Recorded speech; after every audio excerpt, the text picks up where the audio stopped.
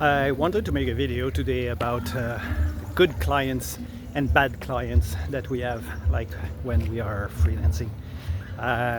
2 days, like basically 2 days ago, and today I had the worst example of a bad client and the best example of a good client, 2 days apart in my freelancing journey. So let's start with that subject. Good client, bad client. It's basically not different than if you have a job, you have colleagues, you have a boss. Hopefully you like your colleagues, but sometimes there's someone that you don't like, that it doesn't click and doesn't get along with who you are and your personality. So it's not just something that has link with freelancing, but it's funny that both the best client and the worst client got into my journey like 2 days apart. So let's start with the good client. Let's call him Robert. Robert is from California. He has an amazing game, super well planned. Feedback is excellent. He likes what I'm doing. Gave me 5 stars review. He's totally someone that is very enjoyable working with, and from an initial $50 project turns out to give me 4,000 plus worth of different project, always regarding his game. So Robert was the best freelancer could dream for a client, and the worst client was Nicholas. Let me tell you about Nicholas. Nicholas gave me a project, and he just closed the project mid-project without any good reason, any explanation. I still don't know why he ended up the project. What did I do for him to cancel the project and ask for a full refund for the work that I was doing? Fortunately, it didn't give me a bad review, but that's also a risk that if for any reason a client is not satisfied with you, he can give you a bad review, and that bad review sticks on your profile forever. So could I see that coming? Yes, maybe. There was a few red flags with that client.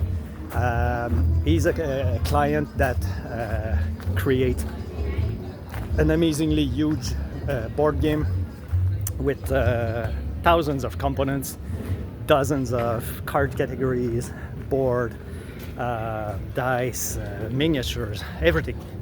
But that guy doesn't have the structure, I think, to put that big of a game together. So right from the start, I was feeling that that client might be some problem working with, because the scope of the project was totally unclear. The assets were everywhere, built into Canva, not professionally made, and he wanted to start with Kickstarter. Yeah, the game is almost done, but you don't start with Kickstarter if you don't have an audience to show your game before it launches. And so he hired me to do his Kickstarter campaign. And I was feeling that the game was way too big for one person. He was putting tons of money in that. So he was stressed. He wanted to make it successful, which is difficult because it's not because you have a page on Kickstarter that everybody will suddenly see your game and try to finance it upfront. So yes, I had a couple of red flags before starting the project.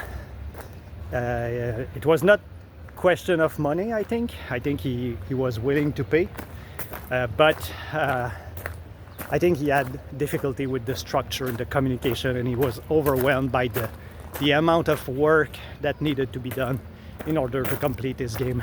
So, but the way he closed the project was a little bit rude. So I wish him good luck with the project, but for me, and I had to refund him because he asked for a refund, and I didn't want to have a bad review, so I gave him his money back.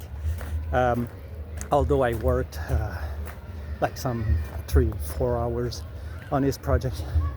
So yeah, things happen. Sometimes you have good client, sometimes you don't. Tell me, what is your experience with that? Did you have bad experience with bad clients, or so far so good? Crossing my fingers, it was the only first client in 6, almost 7 months now. Most of them are satisfied of my work. They gave me 5-star reviews. They are super happy with the work I'm doing. But for 10 or 20 good clients, you always have one rotten apple that doesn't click with you, that doesn't like what you're doing. Tell me in the comment what's your experience with that. Tell me if you have good or bad clients, or if this is something that prevents you from making the jump to freelancing because you're scared of the reception of the client. It's not a reason for not starting, but it's part of freelancing, as it is the part in any work that you are doing. There are going to be people that you like and some that you don't like. So that's it for now. I hope you like this video, and if you do, please subscribe. Let me know in the comment what is your experience about freelancing, and I will be happy to see you in the next video. Ciao.